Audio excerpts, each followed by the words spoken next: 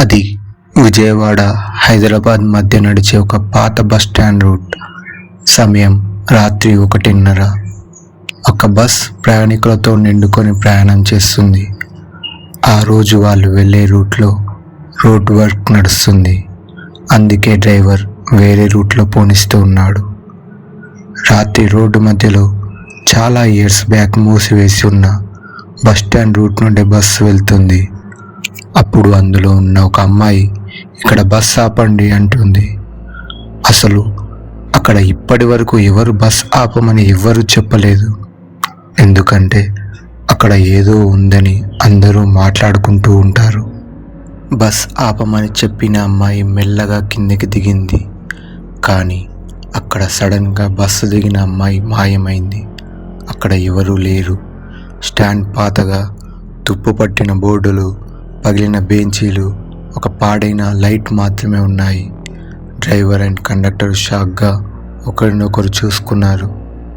ఈ బస్టాండ్ దశాబ్దం క్రితమే మూసేశారు కదా, ఎవ్వరు ఇక్కడ దిగరు కదా అని కండక్టర్ అన్నాడు. ఇలానే మాట్లాడుకుంటూ బస్ని ముందుకి మూవ్ చేశాడు డ్రైవర్. సడన్గా డ్రైవర్ ఒక్కసారిగా బ్రేక్ వేశాడు. ఎందుకంటే ఆ బస్సు దిగిన అమ్మాయి అదే బస్సులో మళ్ళీ కూర్చొని ఉంది కనిపించింది. ప్రయాణికులందరూ షాక్ అయ్యారు. ఎవ్వరూ అంతగా ఆమెను ఇప్పటివరకు గమనించనే లేదు. కానీ ఆమె మళ్ళీ తన సీట్లో కూర్చొని ఉంది.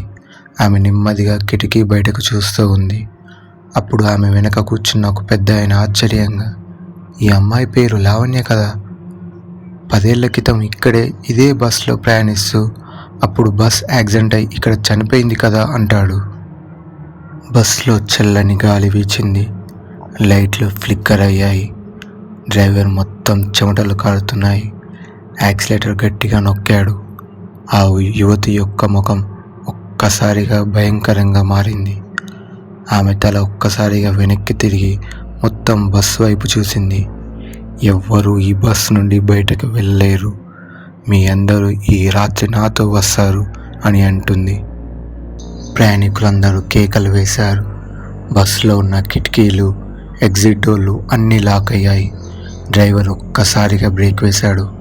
కానీ ఆ బస్ ఒక కనబడని అగాధంలో పడిపోయినట్టు బ్లాక్లోకి జారిపోయింది. మరుసటి రోజు ఉదయం విలేజర్స్ రోడ్డు పక్కన బస్ని చూశారు.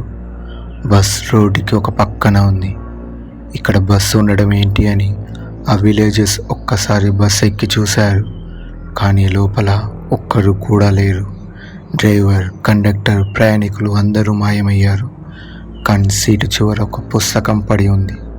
దానిపై రాసి ఉంది, తర్వాతి ప్రయాణం ఎప్పుడు. ఇదండి ఈరోజు స్టోరీ. ఇలాంటి ఇంట్రెస్టింగ్ హర్రర్ స్టోరీస్ కోసం మా ఛానల్ని సబ్స్క్రైబ్ చేయండి. మీకు ఈ వీడియో నచ్చితే లైక్ చేయండి, షేర్ చేయండి అండ్ కామెంట్ కూడా చేయండి. Thank you for watching.